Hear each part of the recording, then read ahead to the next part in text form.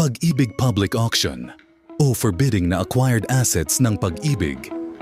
Alam mo ba na online na ang pagbid o pagkuha ng foreclosed na bahay o lupa sa pag-ibig? Ito ang Pag-ibig Fund Acquired Assets. Pumunta lang sa kanilang website Pag-ibig Fund. Click and Programs and Benefits and Acquired Assets. Sa gilid makikita mo ang housing calculator, steps to buy, checklist requirements at list of highest bidders or winners. Now, sa baba click mo ang list of properties. Dito makikita mo ang first auction na walang discount, second auction na may 30% discount at negotiated sale. Sa first auction, hanapin mo yung lugar kung saan mo gustong kumuha ng bahay or lupa. I-click lang ang invitation to bid. Dito makikita mo ang general guidelines. Kung saan, kailan pwedeng magbid, sino pwede magbid, at kung paano. Mabuting basahin ng maigi ito dahil dito nakasulat lahat na dapat mong malaman sa pagkuha or pagsali sa auction sale.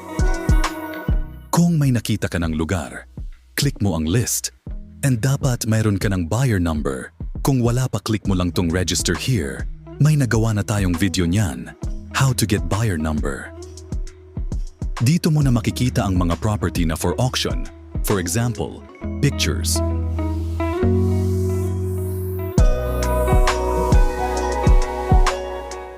Property location. Minimum bid price, required monthly income, at kung occupied or unoccupied ba ang bahay. Next, pwede ka nang mag-submit ng offer. Click mo lang tapos lagay mo yung buyer number. Magsisend sila ng OTP sa registered number mo. Lagay mo yung OTP na matatanggap mo.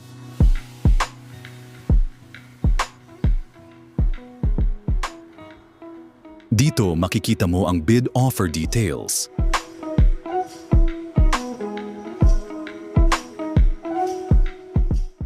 At lagay mo yung bid offer.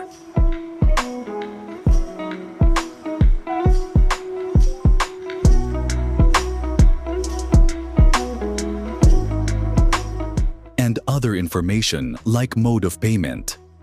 Cash pay within 30 days, short-term installments up to 12 months, and long-term maximum of 30 years. Then proceed. In bidding cart, double-check mo lahat na details and click Submit Offer. Now, hintayin mo lang matapos yung bidding time at hanggang sa schedule ng opening of offers. Malaman mong nanalo ka pag may matanggap ka na text tulad neto.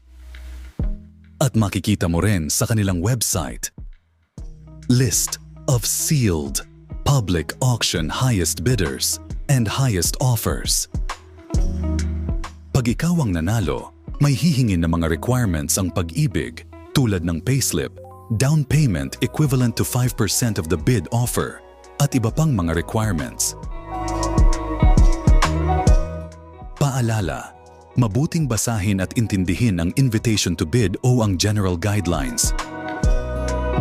Thank you for watching.